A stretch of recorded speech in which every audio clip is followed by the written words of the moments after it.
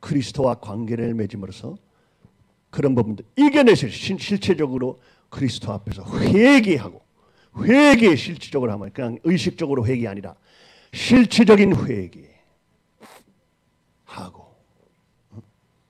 성령이 들어오고 그 내용으로서 새로운 존재물이고 뭐냐고 너희들도 못 들었지? 롤링스톤 매거진 들었지? 롤링스톤 매거진 그 미국에서 뉴욕타임즈 워싱턴 포스트가 크잖아.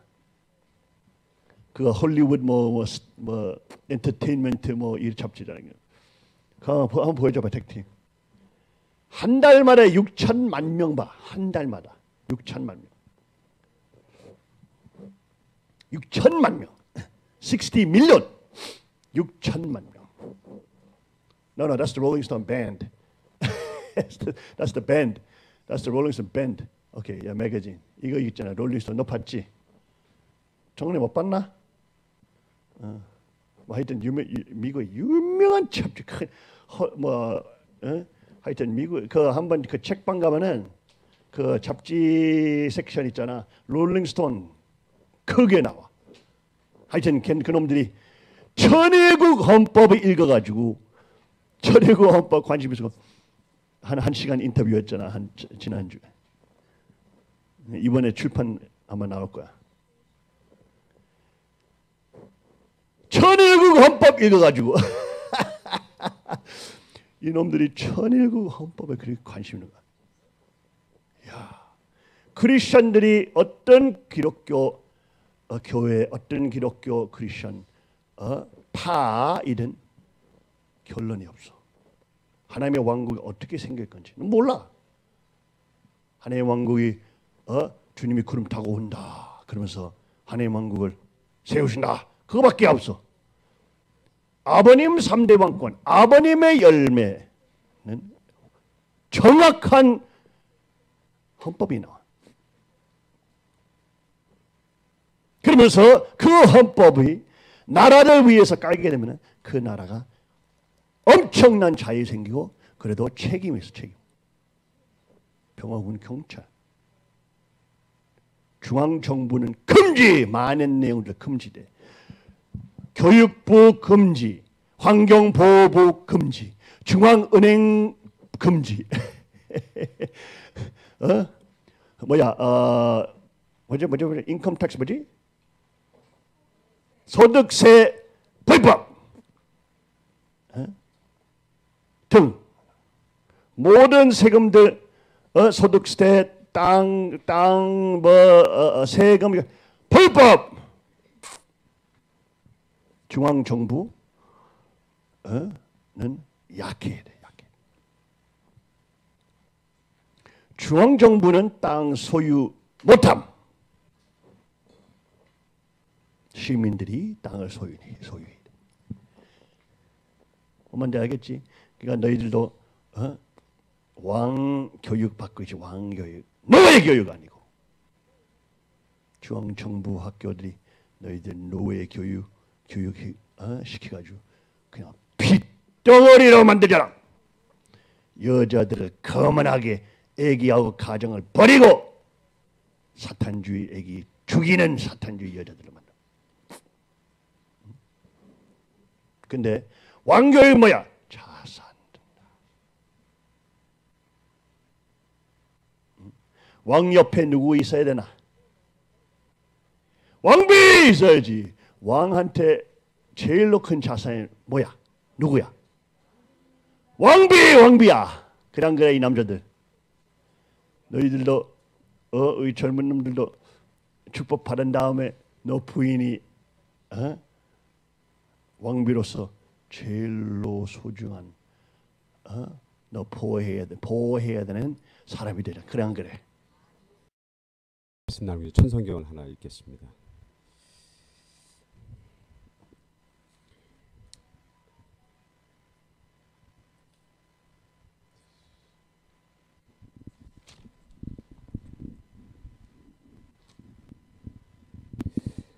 진짜 효자는 복종하는 자리입니다. 진짜 충신은 간신으로 몰려서 죽더라도 나라님에 대해 무능한 군왕이라고 하는 것이 아닙니다. 간신으로 몰려 죽으면서라도 충신의 절개를 불쌍한 마음을 품고 눈물을 흘리면서 군왕의 만수무강을 비는 사람이 진짜 충신입니다. 절대 복종입니다. 절대 복종으로 성공을 가져올 수 있는 단 하나의 길은 참 사랑의 길밖에 없습니다. 선생님은 지금까지 너희들 선생님 말을 절대 복종하라 그러지 않았습니다. 우린 역사적인 노정을 수능해 나가야 됩니다. 역사적인 노정이 뭐냐 하면 하나님을 위한 섭리적인 역사 노정입니다. 지금까지 여러분에게 복귀 섭리 노정을 가르쳐준 것은 그런 의미에서입니다. 통일교회 문 선생을 위해 가르쳐준 것이 아닙니다. 그러면 선생님도 가는 겁니다. 주체될 수 있는 하나님의 목적과 상대될 수 있는 인류의 목적을 향하여 가는 것입니다. 그 목적을 한 점으로 결말 못 지었기 때문에 이것을 결말 지어주자는 것이 오늘날 이 시대 통일교회가 주장하는 통일 원리요 통일 사상이다 하는 것을 알아야 되겠다는 것입니다. 아주 네. 우리가 그것을 얻으려고 한 것이 아닙니다. 그런데 왕님이 오시면서 모든 상황들이 지금 변화되고 있어요. 지금 이런 상황이 벌어지고 있다는 사실은 이거 참으로 놀라운 사실입니다. 그렇기 때문에 우리가 이렇게 조그만 교회에서 작은 식구님들을 통해서 진행했던 내용들이 그만요 물질 축복이라고 하는 것은 하나님이 물질을 가지고 움직이시는 거기 때문에 우리가 아무리 노력해도 물질이 모이지 않지만 하나님과 조건이 맞으면 물질은 엄청난 물질이 우리 왕님에게 들어온다는 사실 우리는 알아야 되겠습니다. 그만큼 놀라운 사실이 벌어지고 있습니다. 자, 그래서 사실은 거기에 우리가 뭘 사겠다 준비한 적도 없었고 우리가 총회장님께서 처음에 왕님이 오셨을 때 우리는 식구도 적고 우리가 전도할 수 있는 그런 기반도 아니고 대한민국에서 성전이 생존하는 것 자체가 큰 우리의 그동안의 우리의 섭리적 가정이었습니다. 말씀드렸고 왕님께서 그러니까 신주님께 뭐라고 얘기를 했습니까? 한국에 가서 10명의 식구들을 놓고 집회를 할 수 있다. 15명의 식구들을 모아놓고 집회를 할 수 있다. 그래도 실망하지 마라. 이렇게 얘기를 했다는 사실을 두고 볼 때 그런데 우리 얼마나 많은 사람들이 모였어요. 집회 중에. 얼마나 많은 식구들이 숨어져 있던 숨겨져 있던 그리고 나오지 않던 식구님들이 그 집회에 참석해서 왕님을 기쁘게 해드렸냔 말입니다. 그죠? 왕님께서 얼마나 감격이 깊으셨겠습니까? 오셔가지고 15명 10명 놓고 말씀하실 줄 알았는데 아버님 말씀을 전할 줄 알았는데 와보니까 몇백 명씩 모여서 전국에서 집회를 하는 거 보았을 때 왕님이 얼마나 기뻐하셨겠냔 말이에요. 저희들이 그렇기 때문에 전도하는 거 하고 그 다음에 물질이 들어오는 거 모든 것은 우리 하나님 아버지와 이대왕님과 하나 될 때가 되면 우리가 원하지 않아도 더 많은 물질과 더 많은 재산과 더 많은 기반이 생길 것이라고 저는 믿는 바입니다. 여러분. 제가 오늘 말씀을 드릴 것은 제가 그 김영희 회장이 이번에 쓴 섭리의 진실이라는 책을 좀 읽었어요. 이 섭리의 진실을 책을 보니까 이 내용을 여러분께서 제가 지난주 토요일 날은 어디에 갔었냐면 현지임 집회 갔다 왔습니다. 현지임 집회 갔다 왔어요. 왕님께 총회장님께 보고를 드리고 또 초대를 했어요. 저를 초대를 해서 제가 갔다 왔습니다. 근데 제가 현지님을 참 좋아하는 분인데 그리고 현지님을 제가 잘 압니다. 아주 가까이 이제 제가 이제 저기를 했던 적이 있는데 현지님의 그 말씀을 약 거의 3시간 한 것 같은데 현지님께서는 근데 자기 반성이 전혀 없으세요. 자기가 일했던 여러 가지 내용들에 대해서 모든 것은 정당하게 이루어졌다. 그리고 제4담으로서 아버님께서 그런 기반을 전부 다 자기가 물려주셨다. 이렇게 얘기를 정당화시키시는 거예요. 그리고 아버님은 모든 기반을 닦으셨지만 발전시킨 것은 다름 아닌 자기다라고 얘기를 하시는 거예요. 많은 실망을 저는 했어요. 그 말씀을 들으면서. 현지님이 저를 계속 보는 겁니다. 저를 보면서 제가 웃지도 않고 박수도 안 치고 만세도 안 부르니까 오랜만에 만났는데 굉장히 뭐 당황을 하셨겠죠. 근데 어떻든 간에 현지인 말씀을 듣고 많이 실망을 하고 왔어요. 제가 전주에도 말씀드렸지만 오늘 사실 말씀을 드린 게 뭐냐면 지지난주에 제가 말씀드렸던 뭐냐면 절대 복종이라고 하는 내용, 절대 신앙, 절대 사랑, 절대 복종이라고 하는 내용에 대해서 다시 저희가 몇 가지 좀 말씀을 성경의 인물을 통해서 말씀을 드리고자 합니다. 여러분 지금 제가 전주에 말씀을 드렸을 때 뭐냐면 절대 복종, 절대 사랑, 절대 믿음의 관계에서 가장 그 힘이 들고 가장 어려운 사람은 누구일까요? 어느 분일까요, 여러분? 가장 어려운 분은 누구일까요? 그러니까 만약에 총회장이 뭐 아버님까지 포함해서 가장 어려웠던 분은 누구일까요? 현재는 2대 왕님이시죠. 그 다음에 아버님이 계실 때는 아버님이셨죠. 자, 이 섭리의 진실을 보니까 아버님의 그 노정에 특히 뭐냐면 여기서는 간증들이 많이 나옵니다. 간증들이 많이 나오는데 제가 놀라는 것은 뭐냐면 이 천성경에 있지만 예수님의 일거수일투족에 예수님의 자신의 의견이 게재되거나 자신의 생각이 관여된 적은 있다 없다? 없습니다. 단 1%도 예수님의 생각이나 예수님의 개념이 하나님의 명령에 관여된 적은 한 번도 없었다. 그러면 아버님의 노정이 하나님이 명령하신 내용에 있어서 아버님의 생각과 아버님의 개념이 개입된 적이 있었다 없었다? 없었다. 다 1분 1초도 아버님께서는 자기 마음으로 자기의 생각으로 자기의 행동으로 결정한 것은 한 번도 없었다는 사실이에요.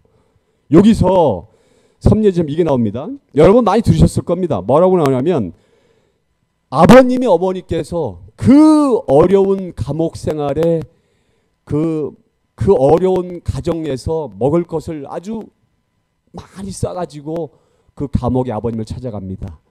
그러면 아버님께서 어머님한테 이렇게 하실 수 있습니다. 어머니 이거 잘 먹겠습니다. 감사하게 잘 먹겠습니다. 이렇게 하실 수 있잖아요. 어머님 앞에서 다른 간수들에게 다른 죄수들에게 전부 다 먹을 거 나눠드리는 겁니다. 어머님 앞에서. 어머님 앞에서 어머님이 쌓아주신 모든 것들을 자기가 먹지 않고 전부 다 나눠주는 겁니다. 그 어머니 앞에서. 그러니까 어머니의 마음은 어떻습니까? 마음이 찢어지는 겁니다. 찢어지는 거예요. 여기 지금 제가 그 내용을 하나를 좀 읽어보겠습니다. 여러분 이 말씀을 보면 아버님이 면회 때 가장 마음 아픈 것은 어머니와 면회였다. 평양에서부터 흥남으로 가는 것도 쉬운 일이 아니었는데 정지로부터 더 어려웠다. 여행하기 위해서는 몇 가지 여행증이 필요했다. 그럼에도 아들을 생각하며 많은 것을 먹을 것과 의류를 준비한 면회하러 왔다. 그러나 아버님은 그 음식을 자기보다도 더 배고픈 사람을 위하여 의류는 자기보다 더 낡은 수인복을 입은 사람에게 어머니가 보는 앞에서 나누어 주었다. 이때 어머니는 아버님에게 말했다. 미숫가루는 아무도 없을 때 혼자 먹어라. 그것은 싫습니다. 나는 못합니다. 이와 같은 아들의 말에 어머니는 입을 떨면서 큰 눈물을 지었다. 이렇게 간증을 하고 있어요. 그 다음에 뭐라고 하면 사촌 동생인 문용기 씨는 큰 어머니가 홍남 수용소에 갔다가 정주의 집에 돌아온 후에 이를 다음같이 말했다. 큰 어머니가 수일 후에 집에 돌아오시면 큰형님이 어땠습니까? 하고 물었다. 그러나 아무 말도 하지 않고 방에 들어가시자마자 주먹으로 방바닥을 치며 통곡하기 시작하였다. 집에서 정성을 들여 준비해간 것인데 다른 사람에게 다 나누어 줬기 때문에 분해서 우셨다. 이게 지금 현재 아버님의 어머님의 말씀이에요. 무슨 말이냐면 아버님은 어머니가 보는 앞에서 그 어떤 거 하나도 자기가 먹거나 자기가 입지 않으셨다는 거예요. 그런데 여기 또 하나가 있습니다. 여기 좀 또 하나를 좀 읽어드렸습니다. 이것은 이게 저긴데요. 박정아 씨가 아버님과 같이 현재 감옥에 계시면서 그 박정아 씨가 이제 전체 그 수감자들의 총반장이 됐답니다. 총반장이 됐는데 아버님이가 총반장이 됐으니까 이분은 좀 이제 뭐랄까 권력이 생긴 거죠. 거기서. 그래서 아버님의 제자로 들어오셨는데 이분이 아버님의 연세가 많으십니다. 근데 이렇게 얘기를 썼습니다. 그 언제 그 총반장이 되신 박정환 님이 이렇게 박 총반장은 이때 7세의 나이인 아버님을 선생이라고 부르고 있었다. 박 총반장은 아버님이 제일 어려운 노동을 하고 있는 것에 대하여 마음 아파했다. 그래서 하루는 아버님을 쉬운 일자리에 배치하였다. 그때 아버님은 박 씨에 대하여 이와 같은 쉬운 자리에 배치해서는 안 된다고 엄하게 얘기했다. 수감 중에 박정환이라는 사람을 통해서 쉬운 일자리를 받았기 때문에 살아남았다. 이렇게 사탄이 참소하기 때문에 안 된다고 말씀하셨다. 아버님께서는 감옥에 계시면서도 하나님의 법을 따르면서 사탄에게 참소받는 일을 해서는 절대로 안 되기 때문에 편한 일을 다 받지 않으셨다. 이렇게 얘기를 하시고 있습니다. 그 다음에 더 심각한 게 뭐였냐면 이거였습니다. 어느 날 아버님이 말라리아에 걸리셨대요. 고열 때문에 얼굴이 붉어지고 때론 떨면서 노동에 열중하고 있는 아버님을 볼 수가 없어서 박 총반장은 이렇게 간청했다. 이제부터 일주일 동안 쉴 수 있는 방을 준비해 놓았으니 내일부터 그곳에 쉬십시오. 아버님께 그렇게 말씀드렸답니다. 그러나 아버님은 쉬지 않으셨다. 땀을 뻘뻘 흘리면서 다리도 휘청거려 균형도 잡을 수 없고 손도 마음대로 움직여지지 않았다. 그것을 본 총반장은 아버님의 소매를 붙잡고 애원했다. 제자의 절실한 마음을 받아주십시오. 내가 고생하고 있는 것은 이 역사의 프로그램대로 따르기 위한 것이다. 너의 성의는 알겠지만 나는 더 이상 괴로운 것이다. 이와 같이 박 씨에게 말하면서 아버님은 일을 계속하셨다고 한다. 아버님의 육신은 훨씬 전부터 비명을 울리고 있었지만 실수가 없었다. 이렇게 얘기를 하고 있어요. 이게 지금 무슨 말이냐면 아버님께서 말라리아 굉장히 무서운 병입니다. 근데 말라리아에 걸려서 아버님께서 도저히 육체적으로 일할 수 없는 그런 상황이 됐어도 이것을 쉼을 제공해 준 제자의 그 내용도 거부하시고 모든 것을 아버님 스스로 이겨나가셨다. 이렇게 얘기하고 있습니다. 그 다음에 이와 같이 아버님 수용소 안에서도 하나님의 명령에 절대 복종하며 생활하고 있었다. 아버님 말라리아에 걸렸을 때 총반장을 통하여 구원의 손길이 뻗쳐졌지만 일을 쉬는 것은 하나님의 뜻에 맞지 않는 것이고 사탄이 참소할 일이라는 것을 생각하며 그것을 단호하게 거절하고 하나님의 뜻에 절대적으로 복종하였다. 이게 지금 현재 여기 나옵니다.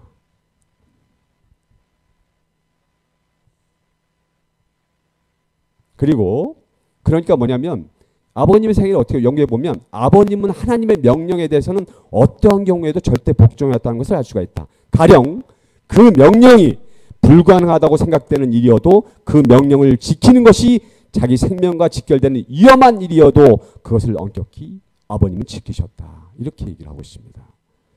여러분, 이게 지금 아버님께서 흥남 감옥소에 계시면서 쓰신 그 있던 같이 복역했던 수감자들의 그 내용입니다. 제가 이 책을 읽으면서 우리들이 몰랐던 사실을 많이 알게 됐어요. 그리고 제가 이 말씀을 드리면서 아버님의 생애, 여러분 지금 현재 왕님께서 자유와 책임이 있다고 얘기했습니다. 자유와 책임이 있다고 얘기하셨어요. 근데 자유와 책임이라고 하는 것이 참 아버님께도 자유와 책임이 있었을까요? 예수님에게 자유와 책임이 있었을까요? 예수님과 메시아 되시는 참 아버님에게는 자유와 책임이 없는 거예요. 어떻게 됩니까? 무조건 아버님께 복종을 해야 되는 겁니다. 내가 선택의 자유가 있고 내가 마음대로 이건 싫습니다. 이건 하지 않겠습니다. 이건 하겠습니다. 이런 자유가 있냔 말이에요. 아버님께. 없는 겁니다. 예수님에게도 참 아버님에게도 자유와 책임은 없는 겁니다. 그럼 이대왕님은 자유와 책임이 있습니까? 없습니까? 없어요. 요번에 우리 카카오톡에 올렸던 그 참아버님의 수족이대라고 보였던 성화 그림을 보면 이대 왕님이 참 아버님의 말씀을 받아서 이 땅 가운데 싸우고 계신데 이대 왕님이 연세가 지금 44인데 그 어린 그 젊은 나이에 참 아버님이 이런 말 자주 하시죠. 내게 왕관을 씌워준 것은 내가 아니다. 누구라고 하셨습니까? 참 아버님이기 때문에. 왕관을 쓰는 순간 이대왕님의 자유와 책임은 있을 수 있어요? 없어요? 없습니다. 없어요. 여러분들은 자유와 책임이 있는 겁니다. 여러분들은 내가 좀 피곤하면, 내가 좀 힘들면, 내가 그 받은 사명을 좀 뒤로 미루고 쉴 수 있어요.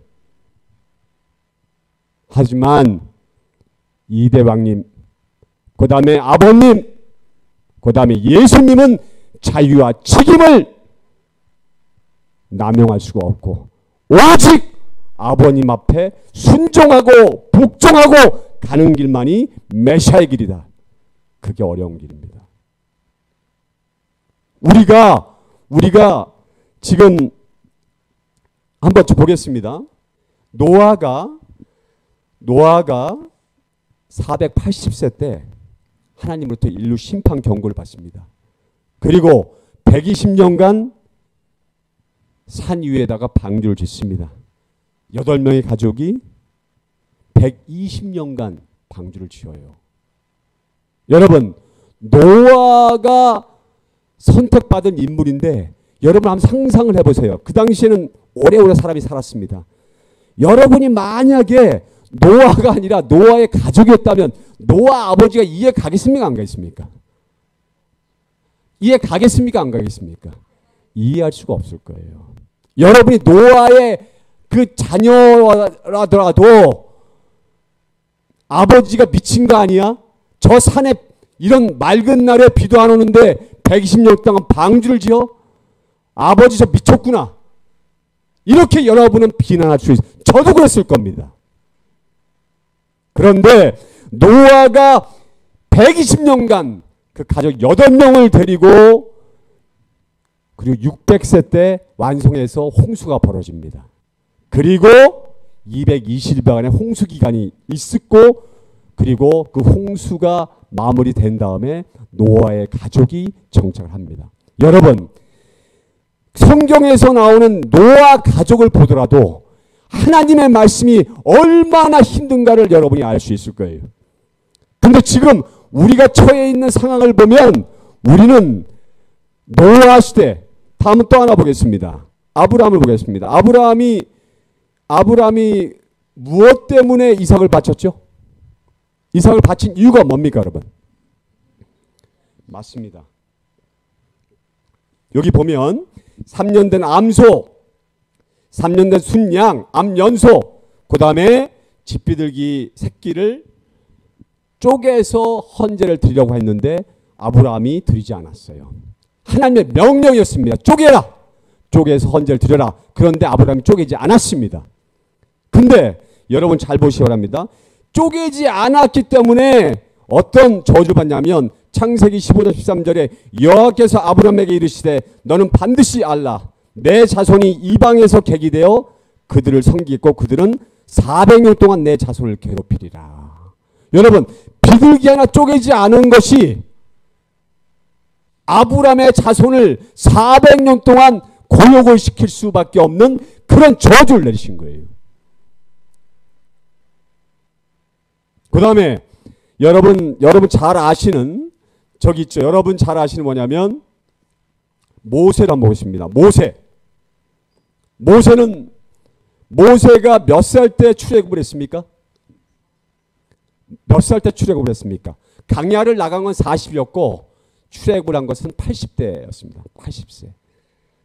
80세에 유대 민족들을 이끌고 출애굽 이집 땅을 나와가지고 하나님 말씀을 따라 가나안으로 향하고 있는데 거기 있는 가나안 민족들이 유대 민족들이 말을 너무 안 들어요. 그 자리에서. 그 광야를 가는 중에 사실 가나안까지 가는 땅은 몇 주밖에 안 걸린 땅인데 40년이 걸렸어요. 근데 그 가는 도중에 유대인들이 모세에게 불평불만을 얼마나 쏟아내는지 모릅니다. 여러분 성경을 보시면 유대 민족들이 그냥 우리가 이집트에 있었으면 그래도 고기라도 먹고 살 수 있었는데 내가 모세를 따라 나와서 이 모양 이 꼴이 됐다. 그리고 모세에게 엄청난 항의를 합니다. 그리고 뭐냐면 모세가 자 여러분 십계명 모세 십계명 아시죠? 모세 십계명이 뭐 때문에 나왔을까요? 모세 십계명이 왜 그 당시에 나올 수밖에 없었을까요? 여러분 한번 왜 그랬을까요? 누가 한번 얘기해 보시기 바랍니다. 왜 모세 십계명이 그때 나왔을까요?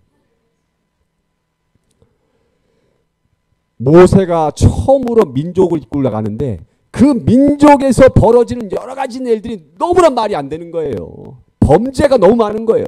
우상을 만들고 막 간음하고 거기서 싸움하고 별짓을 다 하는 겁니다. 그러니까 법을 주신 거예요. 십계명을 주신 겁니다. 십계명을 주신 겁니다. 십계명이라고 하는 것은 가족에게 필요하지 않아요. 민족 단계로 올라와서 그 민족이 말을 잘 들어도 하나님의 뜻을 쫓아갈 수 있을까 말까 하는데 모세를 따라 나오자마자 다툼과 우상숭배와 간음과 간통과 그리고 많은 싸움이 그 강야에서 벌어지는 겁니다. 그렇기 때문에 하나님께서는 뭐냐면 모세에게 십계명을 주는 거죠. 그런데도 십계명을 받아오니까 어떻게 했습니까? 그래도 여전히 먹을 게 없다, 목이 마르다, 그리고 내가 왜 따라하는지 모르겠다, 불평불만이 다 있다는 거예요. 그 유대 백성들은 자기들이 자유와 선택을 할 수 있었어요. 하지만 모세는 하나님의 명을 받은 지도자로서 자유와 선택할 수 있습니까? 없습니까? 여러분? 없는 겁니다. 죽을 때까지 가야 되는 거예요. 여러분, 이 내용들을 여러분에게 제가 말씀을 왜 드리냐면, 그러면서 모세가 80세가 되어서 결국 뭐냐면 자기도 저기 하나님의 뜻대로 가나안에 들어갈 걸로 생각을 했었는데 결국 수많은 유대 민족들의 배신과 배반, 불명, 불평 이것들이 모세를 어떻게 했습니까? 분노케 했어요. 그래가지고 반석을 몇 번 쳤다? 2타, 2번 쳤습니다. 그러면서 혈기 때문에 모세가 결국 강야에서 죽는 이런 일이 벌어지고 120세 모세는 죽어 없어집니다. 그리고 여호수아 칼렙이 겨우겨우 가나안으로 들어가는 겁니다. 지금 제가 이 말씀을 드리는 핵심은 뭐냐면 제가 지난주에 말했습니다. 하나님과 아버님은 하나 됐고 아버님과 이대왕님은 하나가 됐고 그 다음에 이대왕님과 협회장님은 하나가 돼야 되고 협회장님과 식구님들은 하나가 돼야 되는데 여러분은 따라가면서 내가 힘들면 고통스러우면 뒤에 일을 미룰 수 있지만 하나님 아버지 주가 주신 그 계명과 내용들을 참아버니 예수님, 이대왕님, 협회장님은 거부할 수 없다는 거예요. 그 주신 자유의 책임을 뒤로 미루고 자기의 생각을 없애고 자기의 고민을 전부 뒤로 미루고 무조건 하나님이 명령하시는 곳으로 따라갈 수밖에 없다. 그렇지 않으면 노아가 몇 주 만에 갈 수 있었던 가나안 땅을 40년 만에 갈 수밖에 없는 그런 섬적 노정이 영이 될 수밖에 없는 것이죠. 이대왕님이 저희들에게 지금 현재 많은 것을 요구하고 있습니다. 우리는 이대왕님의 말씀이 맞지 않으면 우리 마음에서 없애버리거나 거부할 수 있어요. 하지만 여러분들이 그런 개인적인 책임은 누가 져야 되느냐? 여러분 스스로 져야 돼요. 하지만 여러분 스스로 져서 그렇게 책임을 지면 되지만 목회자들이나 책임자들은 그것을 책임지지 않으면 수많은 아니면 인류가 위험한 상황에 놓일 수밖에 없다는 사실을 우리는 알아야 되는 겁니다. 그만큼 지도자들은 무섭고 지도자들의 어떤 그 계명, 절대 복종은 절대적이다. 그리고 지도자들에게는 이대왕님과 참아버님과 예수님에게는 뭐가 없다? 자유와 선택은 없다. 자유와 책임은 없다. 오직 참아버님과 하나님 앞에 절대 복종의 길을 가지 않으면 안 되는 상황이다. 이렇게 말씀을 드릴 수 있는 겁니다. 여러분, 지금 우리 세상이 우리가 지금 아까 말씀드린 많은 변화가 지금 생기고 있습니다. 이런 엄청난 변화 속에서 우리가 할 일은 더욱 많아지고 우리는 점점 1세들은 노쇠해야 되고 우리 1세들은 지금 걷는 것도 힘드시고 매일 지금 현재 아파하시고 이렇게 하고 있습니다. 이런 상황 속에서 우리가 이대왕님이 요구하시는 아버님이 요구하시는 그런 내용들 절대 복종해야 할 내용들이 지금 우리가 앞으로 펼쳐나갈 세계입니다. 앞으로 남은 것이 너무나 많고 그리고 앞으로 갈 길도 먼 입장에서 우리가 이런 어떤 지도자들의 마음을 이해하고 절대 복종으로 따라가겠다고 하는 그런 마음을 갖지 않으면 우리의 섭리도 연장될 수밖에 없다. 이렇게 저는 말씀을 드리는 것입니다. 여러분께서 이런 마음을 가지시고 새로운 마음으로 스스로가 지도자 입장이 아니더라도 내가 있는 상황 속에서 아버님의 말씀을 내 개인적으로라도 최대한 말씀을 맞춰서 동력할 수 있는 그런 여러분이 되겠다는 그런 자부심과 결심을 여러분들이 해주기를 저는 간곡히 부탁드리는 바입니다. 이 말씀이 1971년, 72년에 하신 말씀들이에요. 제가 말씀 읽어보겠습니다. 종교인들은 왜 절대 복종을 해야 하느냐? 절대적인 주체 앞에 절대적인 상대가 되려니 절대 복종해야 되는 것입니다. 그리고 악을 대해서는 죽더라도 절대 짝하지 말라는 것입니다. 악하고 절대 짝하지 말라는 겁니다. 사랑하라고 하면서 인간을 사랑하되 인간과 하나 되어 있는 죄를 사랑해서는 안 된다는 것입니다. 여러분은 이것을 알아야 됩니다. 하나님이 절대적이라면 나도 절대적인 자리를 원해야 됩니다. 하나님이 불변이라면 나도 불변이어야 된다는 것입니다. 하나님이 유일이라면 나도 유일이어야 됩니다. 하나님이 영원이라면 나도 영원이어야 됩니다. 이러한 관점에서 인간의 영생은 불가피적이요 그것은 결과적인 기일점이 아닐 수 없다는 결론을 당당히 내릴 수 있다고 보는 것입니다. 아무리 하나님이 사랑이 있다 하더라도 내가 사랑이었고 아무리 하나님에게 생명이 있다 하더라도 내게 생명이었고 아무리 하나님에게 이상이 있더라도 우리 인간에게 이상이 없다면 모두 허사라는 것입니다. 자기 욕심을 가지면 안 됩니다. 선생님을 짐작고 완전히 절대적으로 하나 돼야 됩니다. 한 뿌리입니다. 뿌리를 잡아당기면 끌려가야 되는 것입니다. 줄기나 가지는 자기 존재의식을 가질 수 없습니다. 주장할 수 없습니다. 두 방향이 있을 수 없습니다. 하나입니다. 이것이 승리적 기반을 닫고 자리를 잡아야 동서남북으로 자유가 벌어지는 것입니다. 그렇지 않고는 자유가 없습니다. 무슨 말인지 알겠어요? 그러니 자유행동을 할 수 없습니다. 지금까지 도인들은 무엇을 짐삼고 생활해 왔느냐? 예수 불쌍한 사람입니다. 인간적으로 보면 아무 주장이 없는 사람입니다. 밤이나 낮이나 하나님의 뜻만 가지고 자기의 뜻은 없습니다. 하나님 뜻 앞에 절대 복종이었습니다. 절대 복종. 왜 절대 복종했느냐? 절대적인 주체, 원형적인 주체가 있는데도 불구하고 또 다른 삼각형적 주체의 권을 이룬 것이 사탄이기 때문에 그 사탄을 제거시키기 위해서 그런 것입니다. 원래 인간은 사탄권에 예속되어 있습니다. 사탄권에 예속되어 있는 인간을 탈출시키기 위해서는 사탄이 제일 싫어하는 길을 가야 되는 것입니다. 그 종교는 양심을 짐삼고 절대 복종하라고 하는 것입니다. 하나님이 절대적인 하나님을 짐삼고 절대적으로 하나 되게 만들려니 종교의 세계에서는 마이너스가 되라고 하는 것입니다. 절대적으로 복종해라. 절대적 복종한 것이 망하는 것이 아닙니다.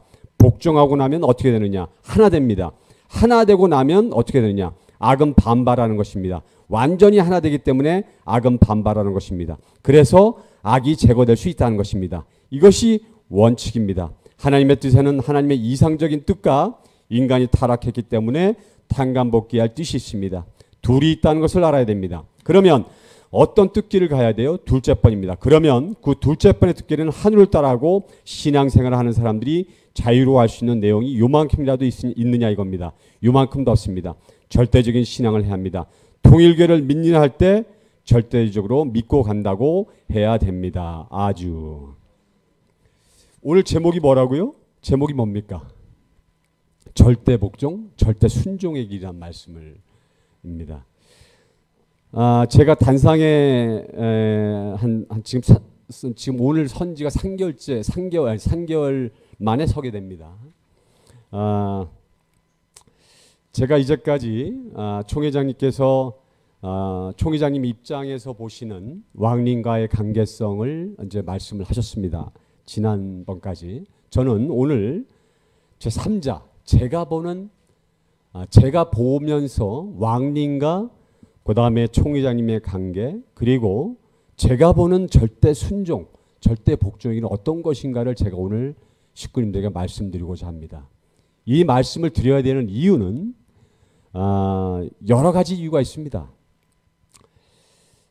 이번에 제가 한국, 일본 마치고 순천에까지 일정을 마치고 이 자리에 돌아와서 여러 가지 이제 나중에 만약에 설교를 하게 되면 어떤 설교를 해야 될까 하는 것 중에 이 절대 복종이라고 하는 이 단어, 절대 복종이라고 하는 단어에 대한 이 설교를 좀 해야겠다라고 생각을 했습니다. 기회가 된다면. 저는 제가 교회 들어온 지 한 43년 되는데 아버님을 옆에서 모신 적이 없습니다. 모신 적이 없어요. 아버님을 뵀습니다. 그리고 아버님이 가장 가까이 모신 적이 없냐면 제가 평화자동차 다닐 때 아버님이 그 평화자동차 건물을 우리가 구입하고 나서 봉헌하실 때 오셔가지고 박상권 사장과 저와 한 시어머니하고 아버님이 손을 잡고 기도를 했을 때가 가장 아버님을 가까이 뵀을 때입니다. 물론 여러 행사장에서도 아버님을 뵌 적이 있지만 그 평화자동차일 때 아버님을 가장 가까이 제가 뵌 적이 있었습니다. 그렇지만 제가 모신 적은 없었습니다. 그때 그 아버님을 모시는 것이 많은 사람들이 그 당시도 했습니다. 아버님을 모시는 것이 얼마나 힘든 것인가, 얼마나 힘든 일인가, 얼마나 대단히 이 육체적으로, 정신적으로 얼마나 힘든 일인가를 주변에서 많이 하는 말씀을 들은 적이 있었습니다. 이번에 보니까 총회장님이 이대 왕님을 모시면서 많은 사람들이 이렇게 생각을 합니다. 이대왕님이 총회장님, 이대왕님 옆에 총회장님이 계신데 총회장님이 이대왕님과 항상 계시니까 모든 내용들을 결정할 때 총회장님의 의견을 반영할 것이다. 총회장님의 생각을 아마 왕님께서 반영해 주실 것이다라고 생각하는 사람들 대부분이 많습니다. 그렇게 생각하시죠? 전부? 그렇게 생각하는 분이 많이 있습니다. 그런데 제가 이번에 그 총회장님이 왕님을 모시는 걸 보면서 어떤 걸 느꼈냐면 총회장님의 의견이 전혀 없습니다. 총회장님의 생각과 의견을 왕님에게 말씀을 드려도 그것을 왕님이 100% 받아주는 경우는 전혀 없습니다. 모든 것은 왕님이 다 결정하시고 왕님이 결정하신 다음에 그것을 총회장께 알려드리고 그리고 그것을 이행해가는 과정을 저는 이번 전 노정을 통해서 쉽게 말하면 정확하게 제가 안 것입니다.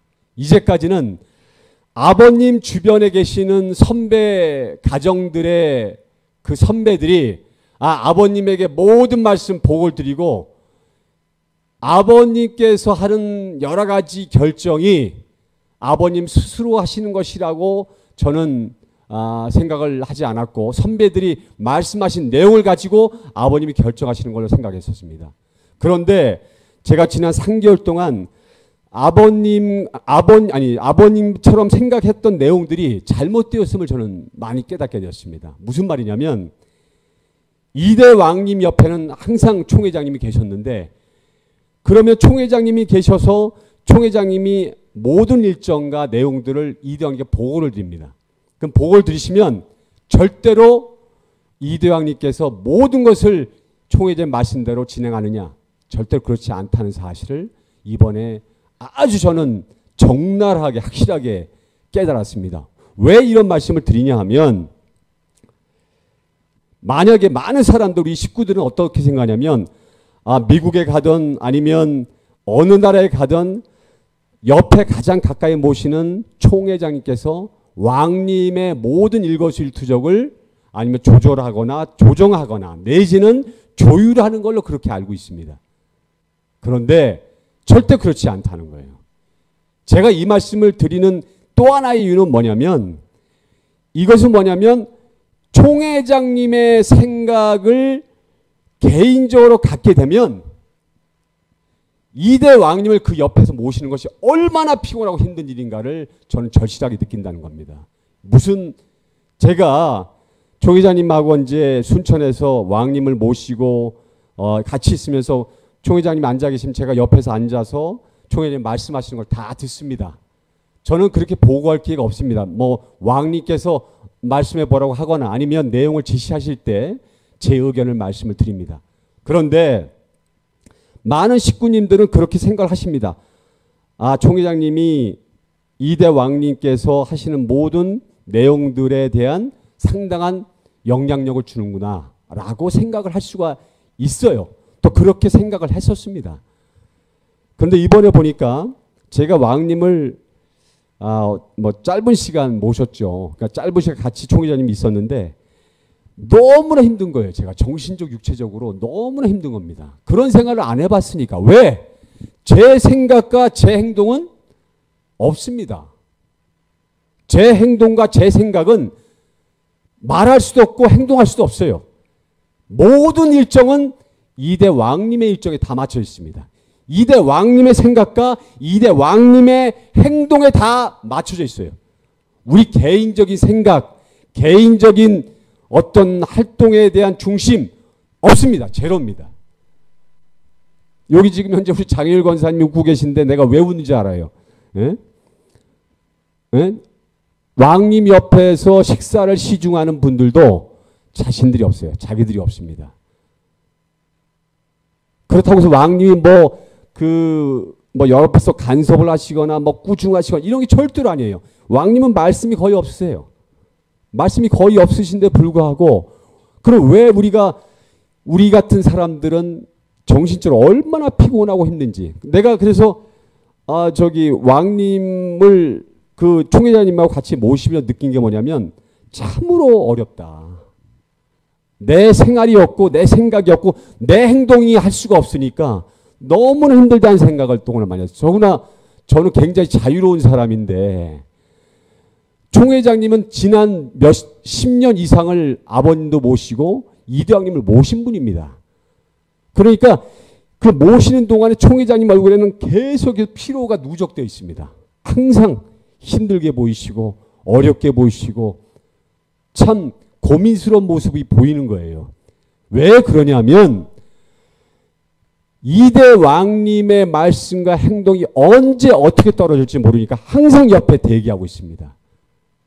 그 대기하는 시간에는 자기의 생각과 자기의 행동은 모두 다 버리고 오직 모든 관심을 2대 왕님에게 포커스를 맞추는 것입니다. 저는 이게 총 회장님이 이렇게 몸은 작으시지만 참 지독하신 분이라고 생각했어요. 대단히 지독한 분입니다. 이런 분들이 아버님을 모실 수 있구나. 이런 분들이 이대왕님을 모실 수 있구나. 이런 생각을 했습니다. 그러면 저희들이 또 알아야 될 게 그럼 이대왕님은 이대왕님 자신으로서 그렇게 명령하시고 우리들을 주관하시느냐. 그게 아닙니다. 이대왕님은 어디에 포커스를 맞추십니까?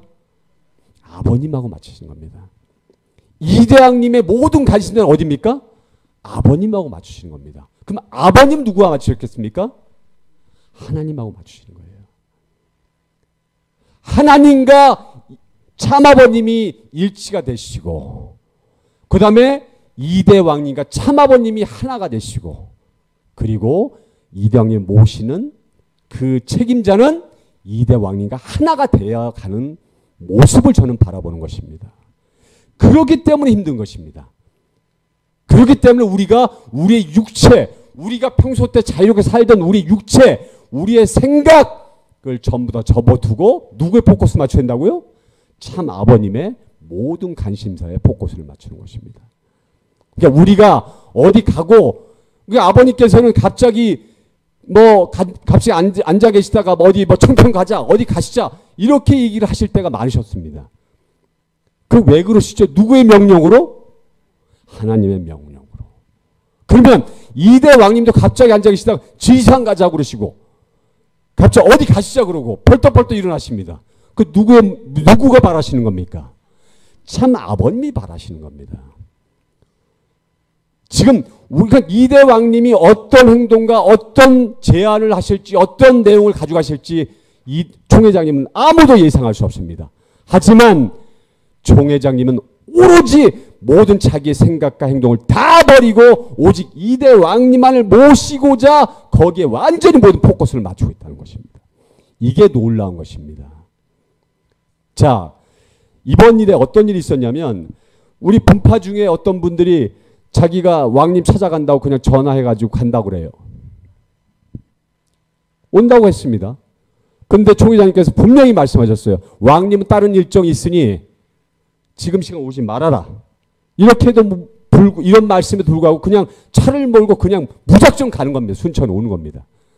그리고 와가지고 왕님 먹고 자기들한테 음료수 한 잔 안 줬다고 아주 야박하게 대했다고 욕을 하고 돌아갔어요.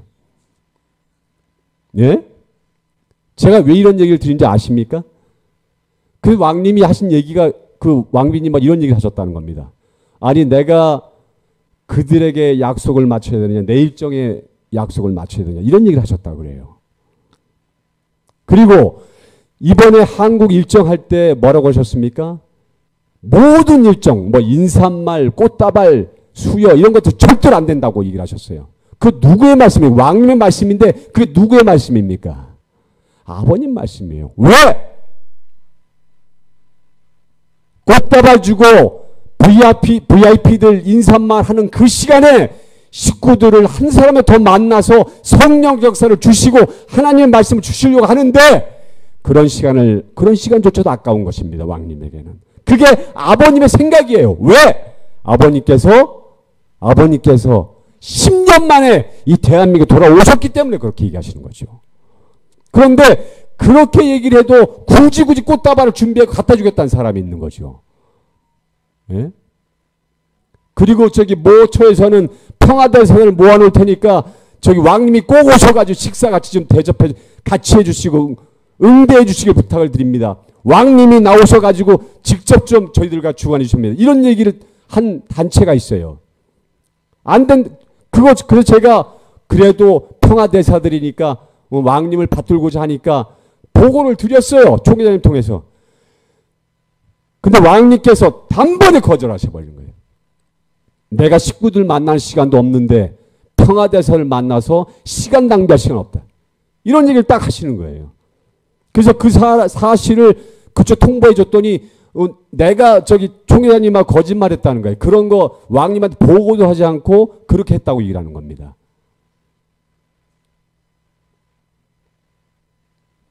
여러분, 우리가 절대 복종, 절대 순종한다고 하는 말은 무엇이냐면 아담과 헤아가 타락할 때 하나님께서 아담과 헤아에게는 절대 따먹지 말라고 하는 그런 계명을 주셨을 때 그 계명이 영원한 것입니까? 아니면 그 순간적인 것입니까? 영원한 것입니까? 순간적인 것입니까? 따먹지 말라는 그 자체는. 그것은 그 순간적으로 따먹지 말라니까. 그러면 아담과 헤아가 하나님이 따먹지 말라고 한 것을 영원히 따먹지 말아야 됩니까? 아니면 어느 시기에 따먹을 수 있습니까? 그 기간 동안이죠. 그 기간 동안만 하나님이 말씀하신 내용을 자기 마음으로 하나님의 뜻과 맞추어서 복종했다면 아담과 헤아는 타락하지 않았을 겁니다. 근데 그 순간을 이겨내지 못하고 그 순간에 따먹으로 말면서 영혼의 세계를 잃어버린 겁니다. 자, 또 하나 한번 얘기해 보겠습니다. 지금 그 마태복음 26장 40절에 이런 문구가 있습니다. 예수가 제자들에게 오사 그 자는 것을 보시고 베드로에게 말씀하시되 너희가 나와 함께 한 시간도 이렇게 깨어 있을 수 없더냐라고 하는 얘기를 하셨습니다. 예수님은 죽음의 문턱에서 겟세마네 동산에서 죽음의 단판기도를 주고 있는데 거기서 예수님께서 나와 함께 일어나서 기도를 드려달라 했는데 베드로는 어떻게, 제자들은 어떻게 기도를 주다가 다 잠들어 버립니다. 이것이 어떤 조건이 됩니까? 예수가 십자가에 달려 돌아갈 수밖에 없는 그런 사건으로 벌어진다. 예수님이 요구하신 절대 복종의 순간은 영원한 것이 아닙니다. 그 한 시간, 아담과 해와가 선악과를 따먹을 때 하나님이 아담과 해와에게 요구한 것은 단 순간입니다. 그 순간만 참아달라. 그리고 나와 같은 마음으로 있어달라고 했는데 아담과 해와도 그러지 않고 베드로도 그러지 않았어요. 그러면 우리가 제가 이번에 지난 3개월간 보면서 느낀 게 뭐냐면, 이번에 이대왕님이 굉장히 중요한 말씀을 그 마지막 날, 순천 마지막 날 2세들에게 해주셨어요. 그 얘기는 공개가 안 됐어요. 찍다가 촬영이 안 됐어요. 근데 이대왕님이 이런 얘기를 하시는 거예요. 저는 그 얘기를 듣고 굉장히 충격을 많이 받았어요. 그리고 이 얘기를 꼭 식구님들에게 해드려야겠다고 생각했습니다. 어떤 얘기입니까? 이런 얘기입니다. 이대왕님이 천복궁에 계시면서 세계 회장으로 계시면서 2세들을, 거기에 이제 2세들이 뭐 쟁쟁하고 이제 똑똑한 2세들이 많았을 것 같습니다. 목회자도 많았던 것 같습니다. 그런데 이대왕님이 하나 이해를 못 하시는 게 있었다는 거예요. 천복궁에 갔는데 모든 2세들, 그 목회하는 2세들이 우리 청년들만 얘기를 놓고 얘기하셨습니다. 이대왕님이. 그 2세들은 자기들은 마약도 하지 않고, 그 다음에 담배도 피지 않고, 술도 안 먹고, 타락도 하지 않았으니 자기들은 완벽하다. 우리들 완벽하다. 그래서 우리는 천국 갈 거야. 라고 하는 2세들이 많았다는 거예요. 근데 이대왕님 이런 얘기 하시는 겁니다. 나는 참 아버님의 직혈통이고 세계회장이고 아버님의 아들로서 타락하지 않고 술도 먹지 않고 담배 피우지 않고 마약도 하지 않고, 그럼에도 불구하고 나는 항상 아버님 앞에 죄인으로 설 수밖에 없는데, 내가 죄인이라고 생각하는데 그들은 뭘 믿고 자기들이 완벽하다고 생각하느냐, 이런 얘기를 하셨다는 거예요. 이걸 이대왕님이 직접 얘기를 하시는 거예요. 그자 청년들을 모아놓고. 우리 청년들 기억하는지 모르겠어요. 기억하나? 이대왕님은 참 아버님의 직계혈통이고 타락하지 않고 아버님을 모시고 아버님과 항상 같이 있으면서 매시 항상 있으면서도 나는 마약, 담배, 술 입에 댄 적도 없고, 그런데 나는 아버님 앞에 항상 어떤 모습? 죄인의 모습으로 있다. 근데 우리 2세들은, 그 똑똑한 2세들은 그렇게 생각하지 않는다는 거예요. 자기도 완벽하다고 생각한다는 거예요. 그리고 1세들을 무시한다는 거예요. 거기서 이대왕님은 충격을 받으셨다고 얘기했어요. 절대 복종의 길은 뭐냐면, 나는 하나님 앞에, 참아버지 앞에 죄인입니다. 항상. 나는 항상 아버님 앞에 죄송할 따름입니다. 라고 서는 것이 진정한 자녀의 모습이고, 그것이 바로 우리가 따라가는 길이다라고 말씀하시는 거죠. 그러면서 2세들을 가리키면서 절대로 그런 2세들이 되지 말라고 이대왕님이 이번에 순천에서 얘기하시는 거예요. 난 그 말씀을 듣고 진짜 충격이었어요. 이대왕님께서 그렇게 완벽한 아무 결점이 없으신 분조차도 참 아버님 앞에 죄인의 모습으로 임하고 있는데, 우리가 무엇이 잘났다고 우리가 아버님 앞에 당당히 설 수 있느냐라고 말씀하시는 겁니다. 그러면 참 아버님의 일생 중에서 여기 보면 있습니다. 예수님 뭐라고 했습니까? 여기서 보면 예수도 불쌍한 사람입니다. 인간적으로 보면 아무 주장이 없는 사람입니다. 그리고 보면 밤이나 낮이나 하나님의 뜻만 가지고 자기의 뜻은 없습니다. 이게 아버님 말씀이에요. 아버님도 하나님 앞에 서면 뭡니까? 죄인이라고 생각하시는 거예요. 그리고 끝까지 자기의 모든 생각을 다 버리고 예수는 자기 생각이 없는 겁니다. 완전히 제로. 그리고 모든 내용을 하나님 앞에 모든 관점을 같이 연결하고 아버님 하나님만 바라보고 사신 분이 예수님이라는 사실입니다. 그런데 바로 우리 참 아버님이 어떤 분이냐? 바로 모든 생각을 오직 누구에게 맞췄다? 누구에게 맞췄다? 하나님에게 맞췄다. 아까 말씀드렸듯이 총회장님이 미국에서 절대 복종의 상황이 아니었다면 이대 왕님이 대한민국에 올 수 있었던 그런 일은 일어날 수 없었다는 것이에요. 그건 이대 왕님이 얘기하신 겁니다. 훈사님들조차도 내가 들었는데 훈사님들 개인적으로 얘기를 들어보니까 훈사님들에 대해서 얼마나 호통을 주신다 모른다는 거예요. 왕님이. 그런 호통을 들어본 적이 없었대요. 훈사님들이 몇십 년 동안 이대왕님과 아버님을 모셨음에도 불구하고 왜 나를 여전히 이해 못하느냐 라는 얘기를 하신 거죠. 총회장님은 그것을 저는 계속 그랬거든요. 총회장님 오십시오. 문제가 큽니다. 오셔야 됩니다. 내가 그렇게 계속 제가 사탄짓을 했죠. 예? 오십시오. 여기 이 본부 성전 비우면 안 됩니다. 제가 전화할 때마다 그렇게 얘기했습니다. 그런데 이대왕 총회장님께서 어디에 맞췄습니까? 모든 것을 누구에게 맞췄다? 이대왕님에게 맞췄다. 그리고 이대왕님의 뜻이 아니라 그것이 누구의 뜻이다? 아버님의 뜻이다. 하나님의 뜻이다 이거예요. 그럼 우리가 왜 이 상황을 중요하게 받아들여야 되냐면 자 이대왕님께서 한번 일정 보십시오. 이대왕님 지난 10년간 미국에 가셔서 하신 말씀 뭐냐면 심요살이를 하셨어요. 심요살이 3년간. 그리고 10년간 미국의 그 힘든 과정들을 다 극복하시고 견뎌내십니다. 누구와 맞추신 거죠? 모든 관점을 아버님하고 맞춘 거예요. 아버님의 심정을 이해하고 하나님의 심정을 이해하고 심요살이를 넘기고 그 추운 펜실베니아 생활을 견뎌내고 강해노정을 마치고 그래서만이 아버님께서 하나님께서 한국에 올 수 있도록 그 결단을 내리시게 해준 거란 얘기죠. 그런 왕님의 행적이 없었다면 하나님과 절대 복종하는 관계가 없었다면 왕님이 이 대한민국에 오실 수 있었다 없었다? 없었어요.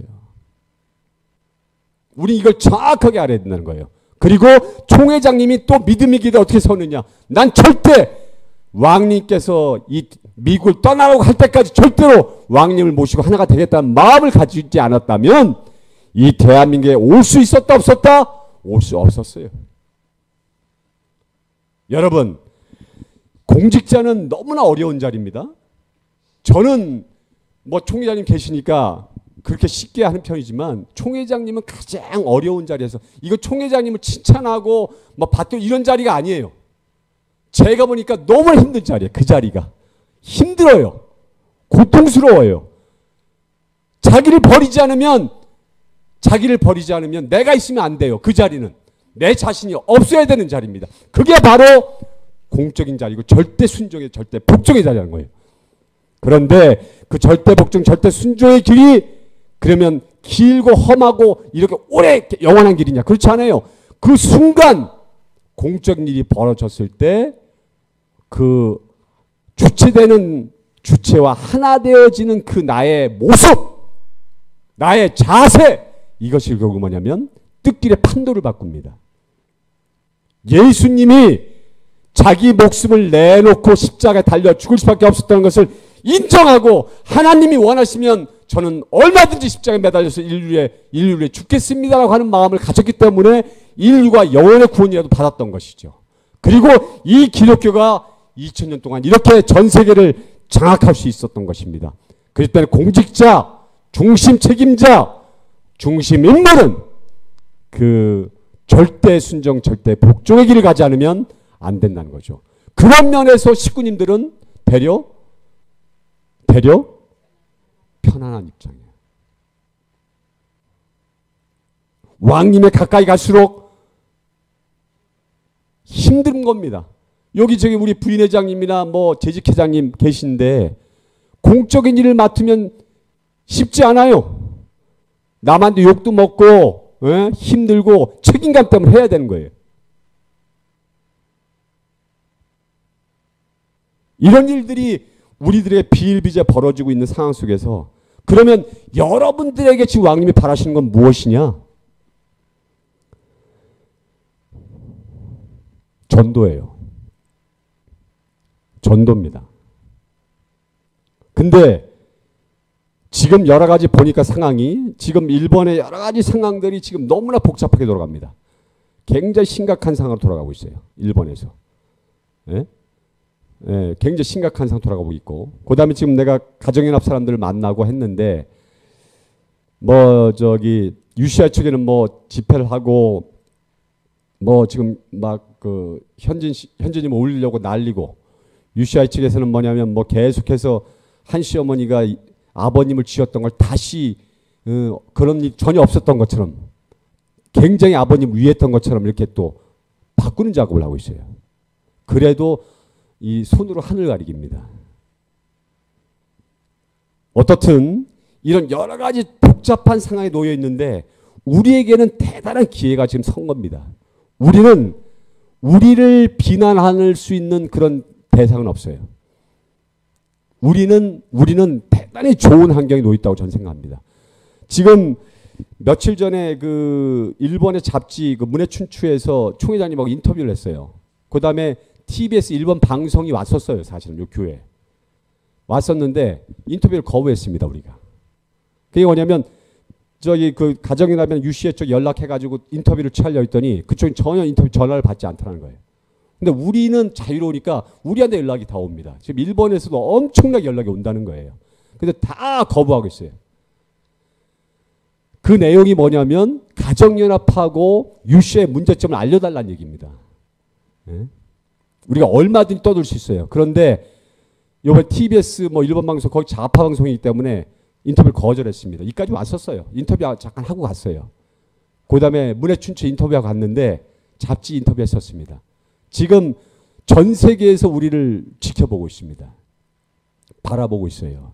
우리는 뭐냐면 이런 상황 속에서 나와 하나님의 관계를 어떻게 설정하느냐 문제가 가장 중요합니다. 이 남은 것은 뭐냐면 나와 하나님과의 관계, 공적인 관계를 어떻게 나의 책임으로 실행화시킬 것인가가 가장 중요한 부분이 남아 있습니다.